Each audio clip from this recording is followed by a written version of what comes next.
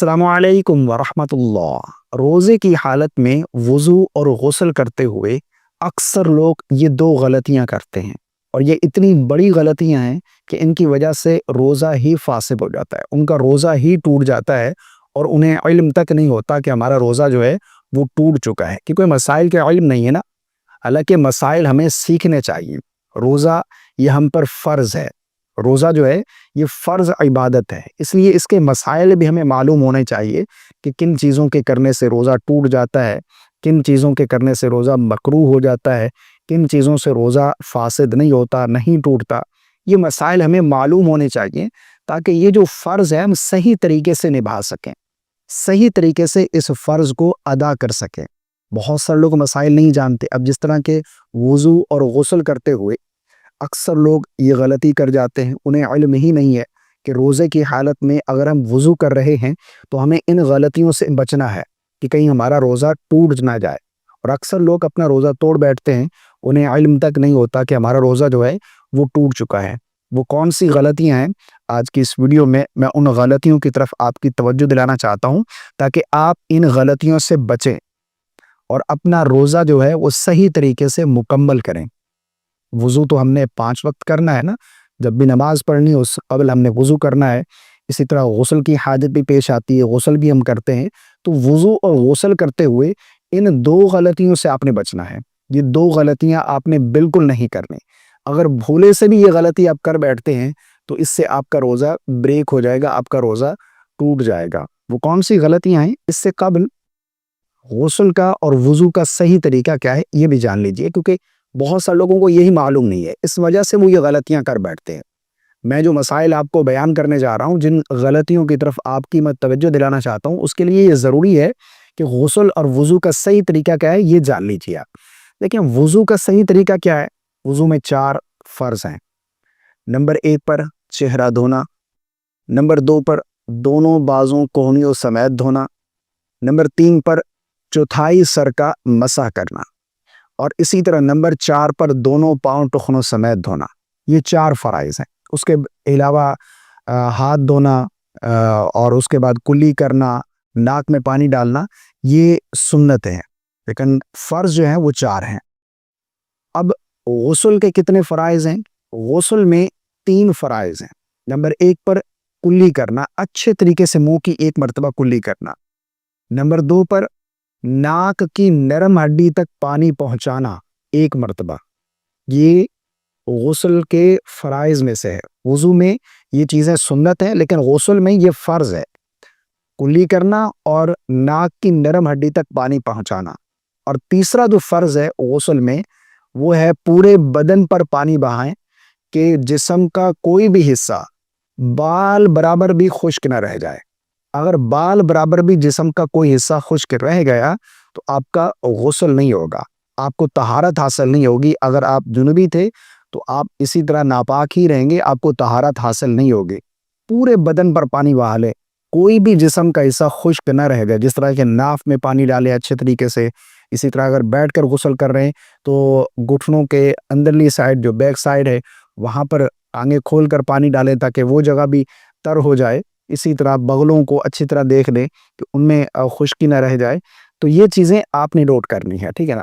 अब ये गुस्ल का सुन्नत तरीका क्या है। गुस्ल का सबसे पहले आप अच्छे तरीके से हैंड वॉश करें, उसके बाद फिर अपने जिस्म पर जहाँ की निजासत लगी है उसको दूर कर लें, यानी संजा कर लें। उसके बाद अच्छे तरीके से फिर दोबारा हाथ धोएं, कुल्ली करें, उसके बाद नाक में पानी डालें। उसके बाद फिर नमाज से ना जिस तरह वज़ू किया जाता है नमाज से पहले कुल्ली करना, नाक में पानी डालना, और इसी तरह चेहरा धोना, दोनों बाजू धोना, मसा करना और पाँव धोना। उसके बाद फिर आप 3 मरतबा राइट और 3 मरतबा लेफ्ट और फिर 3 मरतबा ऊपर से पानी डालेंगे, पूरे बदन पर पानी बहा लेंगे, जिस्म का कोई हिस्सा खुश्क न रह जाए। ये सुन्नत तरीका है। लेकिन अगर कोई फ़र्ज़ ही अदा कर लेता है, यानी अगर आप फ़र्ज़ अदा कर लेते हैं, कुल्ली करना, नाक में पानी डालना और पूरे बदन पर पानी बहाना, तो आपका गुस्ल हो जाएगा। अब इसलिए जब आप सुन्नत तरीके से कर रहे हैं, यानी गुस्ल से पहले वज़ू कर रहे हैं, तो उसमें कुल्ली करते हुए इस चीज़ का ख्याल करना है कि आपने कुल्ली अच्छे तरीके से करनी है। اگر آپ کی کلی صحیح نہیں ہوئی تو آپ کا غسل نہیں ہوگا، کیونکہ کلی جو ہے یہ غسل میں فرض ہے۔ ناک کی نرم ہڈی تک پانی پہنچانا یہ بھی فرض ہے۔ تو یہ دو چیزیں آپ نے اچھے طریقے سے ادا کرنی ہے۔ اب یہ تو ہو گیا طریقہ وضو کا اور غسل کا۔ اب جو غلطیاں جن سے ہم نے بچنا ہے، جن سے ہمارا روزہ فاسد ہو جاتا ہے، وہ کون سی ہیں؟ بہت سارے لوگوں کو دیکھا جاتا ہے کہ وہ جب وضو کرتے ہیں نا، مساجد میں وضو خانے میں چلے جائیں تو وہاں پر دیکھا جاتا ہے کہ وہ روزے کی حالت میں پانی لیں گے منہ بھر، غرغرہ کرتے ہیں۔ یاد رکھیے گا، اس طرح غرغرہ کرنے سے حلق سے پانی کا ایک قطرہ بھی نیچے اتر گیا تو آپ کا روزہ فاسد ہو جائے گا، آپ کا روزہ ٹوٹ جائے گا، بھلے بھول کر ہی اس طرح کیوں نہ کیا آپ نے۔ یہ کلی جب آپ کریں یا ناک میں پانی چڑھائیں، اس وقت آپ نے احتیاط کرنی ہے، کلی کرتے ہوئے حلق سے پانی نیچے نہ اترے اور ناک میں پانی ڈالتے ہوئے پانی اوپر کی طرف نہ چڑھ جائے۔ اگر اس طرح ہو گیا تو آپ کا روزہ فاسد ہو جائے گا، آپ کا روزہ ٹوٹ جائے گا۔ اب بہت سارے لوگ یہ بھی سوال کریں گے کہ اگر غسل کر رہے ہیں تو اس میں تو غرغرہ کرنا یہ فرض ہے۔ بہت سارے لوگ یہ سمجھتے ہیں کہ اس طرح پانی ڈال کر نا منہ میں غرغرہ کریں گے تو جب جا کر ہمارا جو ہے وہ غسل ہوگا، یہ فرض ہے۔ ایسا بالکل نہیں ہے۔ اچھے طریقے سے کلی کرنا یہ فرض ہے، غرغرہ کرنا یہ کوئی ضروری نہیں ہے۔ یہ نہ بھی کریں آپ کا غسل ہو جائے گا، ٹھیک ہے نا۔ آپ منہ میں پانی ڈال کر اچھے طریقے سے منہ کے ہر روشے تک پانی پہنچ جائے، منہ بھر کلی کرنی ہے، ٹھیک ہے نا۔ اور ایسا نہیں ہے کہ تھوڑا سا پانی لیا اور فوراً سے اگل دیا، یہ بھی غلط ہے۔ اس طرح بھی آپ کا فرض اچھے طریقے سے کلی کرنی ہے، ٹھیک ہے نا۔ غرغرہ کرنا یہ کوئی ضروری نہیں ہے، اور احتیاط کریں کہ نہ ہی کریں، کیونکہ اس سے زیادہ چانسز ہیں کہ اگر آپ بے احتیاطی کرتے ہیں تو پانی حلق سے نیچے اتر جاتا ہے اور آپ کا روزہ جو ہے وہ فوراً سے ٹوٹ جائے گا، آپ کا روزہ فاسد ہو جائے گا۔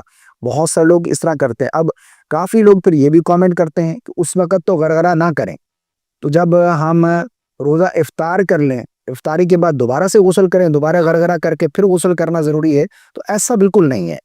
آپ نے غسل کر لیا ایک مرتبہ، کلی اچھے طریقے سے کر لی، اب دوبارہ آپ کو تکلف کرنے کی ضرورت نہیں، اور نہ ہی آپ کے اوپر دوبارہ غسل لازم ہے، ٹھیک ہے نا۔ تو ایسا بالکل نہیں ہے۔ تو یہ جو دو غلطیاں ہیں، کلی کرتے ہوئے یا ناک میں پانی چڑھاتے ہوئے، وضو کرتے ہوئے یا پھر غسل کرتے ہوئے، روزے کی حالت میں ان دو چیزوں میں احتیاط کرنی ہے کہ پانی حلق سے نیچے نہ اتر جائے۔ ایک شخص ہے وہ کہتا ہے غلطی سے ہو گیا، اس طرح میں کرنا نہیں چاہ رہا تھا لیکن غلطی سے ہو گیا، غلطی سے بھی ہو جائے گا تو آپ کا روزہ ٹوٹ جائے گا، آپ کا روزہ فاسد ہو جائے گا، ٹھیک ہے نا۔ اگر آپ کو روزہ یاد تھا، اگر روزہ یاد نہیں ہے تو پھر تو نہیں ٹوٹے گا۔ اگر روزہ یاد تھا اور کلی کرتے ہوئے پانی حلق سے نیچے اتر گیا یا ناک کے پانی چڑھاتے ہوئے اوپر چڑھ گیا تو اس طرح آپ کا روزہ فاسد ہو جائے گا، آپ کا روزہ ٹوٹ جائے گا۔ ان مسائل کا علم ہونا یہ بہت ہی ضروری ہے۔ یہ چھوٹے چھوٹے مسائل ہم یہ سمجھتے ہیں کہ بس ان کی کیا ضرورت ہے، حالانکہ ان کی وجہ سے بعض دفعہ ہماری عبادات جو ہے وہ اکمل نہیں ہوتی، مکمل نہیں ہوتی۔ تو ان چیزوں کو سیکھنا چاہیے۔ بہت سارے لوگ یہ سمجھتے ہیں کہ بس مسائل کی کیا ضرورت ہے، بس کھانا پینا بند کر دیا بس یہی کافی ہے۔ ایسا نہیں ہے، روزہ رکھ کر بھی کچھ چیزیں ایسی ہیں جن سے بچنا چاہیے تاکہ ہمارا روزہ جو ہے وہ فاسد نہ ہو، ہمارا روزہ ٹوٹ نہ جائے۔ مجھے امید ہے آپ کو میری بات سمجھ آ گئی ہوگی۔ اللہ تعالی ہم سب کو سمجھ کی توفیق عطا فرمائے۔ اس کلپ کو شیئر کر دیجیے گا تاکہ دوسرے لوگ بھی اس سے فائدہ اٹھائیں۔ پسند آنے کی صورت میں لائک کرنا بالکل نہیں بھولیے گا۔ مجھے اپنی خاص دعاؤں میں یاد رکھیے گا۔ السلام علیکم ورحمۃ اللہ۔